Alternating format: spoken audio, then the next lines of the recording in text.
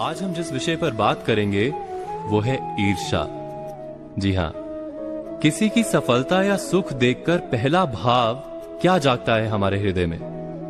किसी पुरुष को सुंदर पत्नी या किसी स्त्री को सुंदर पति प्राप्त होते हैं, बड़ा वाहन या कोई सम्मान प्राप्त होता है, तब हम अवश्य आनंद तो प्रकट करते हैं। किंतु क्या हृदय नहीं कहता, ये सुख या सफलता अथवा ये वस्तु दूसरे को नहीं मिलती तो हमें सुख होता। उस सुख या सफलता पाने के लिए हमने कभी प्रयत्न भी नहीं किया। उस वस्तु की इच्छा तो दूर, हमने उस वस्तु का स्वप्न भी नहीं देखा, फिर भी मन ईर्ष्या से भर जाता है। हम दूसरों का दुख देखकर आनंदित होते हैं और दूसरों का सुख देखकर दुखी हो जाते हैं। हम अपना सुख भोगना छोड़ ईर्ष्या के कारण व्यर्थ ही दुख माथे पर उठा लेते हैं। तो ये ईर्ष्या क्या है जो बिना कारण हमारे सुख का भोजन कर जाती है?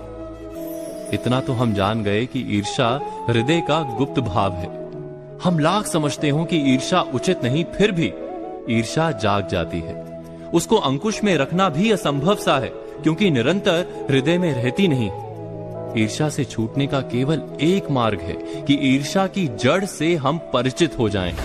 इस रोग के लिए समझदारी से उत्तम कोई औषधि नहीं। तो ईर्ष्या क्या है, कहां से जन्म लेती है?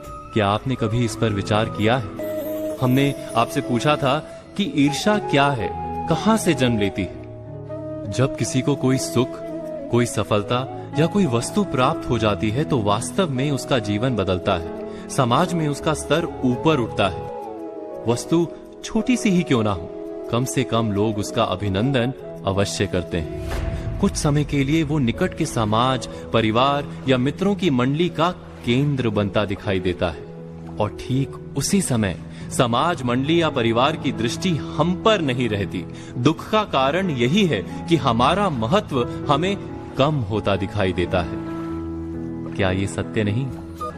हम बात कर रहे थे कि जब दूसरे व्यक्ति को कुछ प्राप्त होता है तो हमारा समाज, हमारी मंडली या हमारा परिवार हमारी तरफ देखना बंद कर कुछ समय के लिए दूसरे व्यक्ति की ओर देखने लगता है। यहीं से ईर्ष्या का भाव हमारे हृदय में जागता है। हमारे मन में सदा ही ऐसी इच्छा क्यों रहती है कि सब हमें ही देखें, कि अपने समाज के केंद्र में हम सदा बने रहें। समाज के केंद्र में बने रहने से प्राप्त क्या होता है?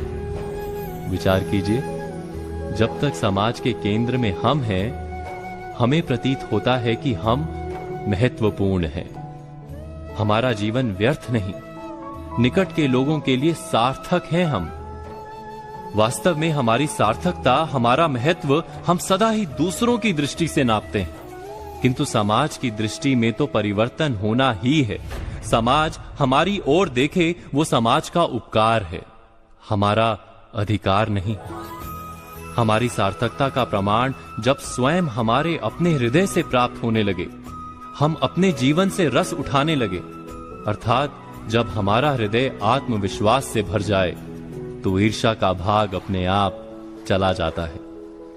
ईर्ष्या वास्तव में कुछ भी नहीं, बस हृदय में आत्मविश्वास के ना होने का प्रमाण भर है। विचार कीजिए।